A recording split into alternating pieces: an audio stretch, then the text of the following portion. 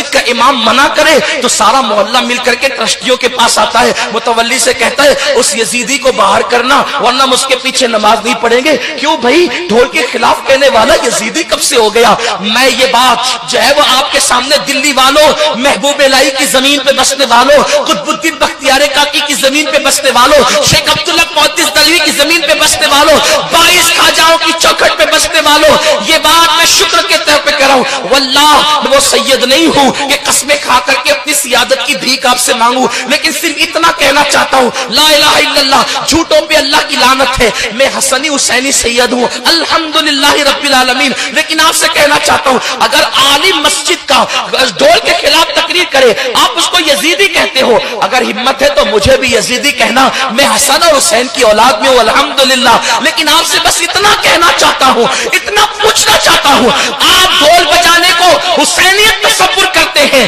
آپ سے پوچھنا چاہتا ہوں آخر خیمہ حسین میں ڈھول کب بجا تھا؟ جب علی اکبر کی شہادت ہو رہی تھی تب ڈھول بجا تھا, علی اصغر کی شہادت ہو رہی تھی تب ڈھول بجا تھا, قاسم کے لاش میں گھوڑے دوڑائے جا رہے تھے تب ڈھول بجا تھا, بیویوں کی چادریں چھینی گئی تھی تب ڈھول بجا تھا. ڈھول کب بجا تھا؟ ظالموں, جن کی شادیوں میں ڈھول نہیں بجے ان کی شہادتوں پہ ڈھول کیسے بج سکتے ہیں؟ آپ اپنے آپ کو ڈھول بجانے کو حسینی تصور کرتے ہو. ڈھول تو دمشق میں بج رہے تھے, ڈھول تو دمشق میں بج رہے تھے. اور سنو, اگر شہادت حسین پہ ڈھول بجانے کا اتنا ہی شوق ہے تو پھر بجانا خوشی سے بجانا, لیکن اس سے پہلے ایک شرط ہے, جب تیرے 18 سال کے بیٹے کا جنازہ اٹھے اس وقت ڈھول بجانا, اس کے بعد علی اکبر کی شہادت پہ ڈھول بجانا.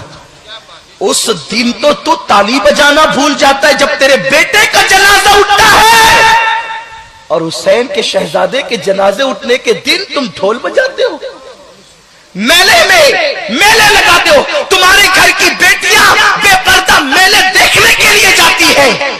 کہاں وہ سیدہ فاطمہ الزہرا کا کردار جس کے سر کے دوپٹے کو کبھی چاند و سورج نے نہیں دیکھا؟ میرے امام کہتے ہیں جس کا آنچل نہ دیکھا محب محل نے, اس ردائے نزاہت پہ لاکھوں سلام. کہاں وہ بیبیوں کا کردار, کہاں وہ بیبیوں کا کردار جب بیبیوں سے دوپٹے چھین لیے گئے؟ استاذ زمن مولانا حسن بریلوی نے بھی لکھا ہے کہ بیبیوں کے دوپٹے چھین لیے گئے. جن کے گھر میں جبریل اجازت کے بغیر نہیں آتے تھے ان کے دوپٹے چھین لیے گئے.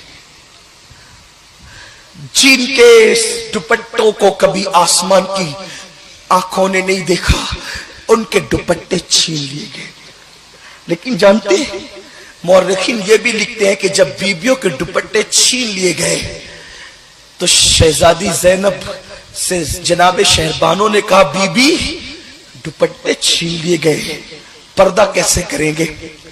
تو بی بی زینب نے کہا تھا اے نبی کے گھر کی بیٹیوں اور بہوؤں, کل تک دوپٹے سے چہرہ چھپاتے تھے, اب دوپٹے چھین گئے ہیں تو قدرت نے تمہیں بڑے بال اس لیے عطا کیے ہیں کہ اپنے بڑے بالوں کو پیچھے سے آگے کی طرف کر لو اور اپنے چہروں کو چھپا لو, اپنے چہروں کو چھپا. اس دن تمہاری بیٹیاں میلے دیکھنے جائیں, حسینی ہو تمہاری بیٹیاں اس دن ناچ دیکھنے جاتی, تمہاری گھر کی عورتیں بے پردہ گھروں سے کیا گزرتی ہوگی امام حسین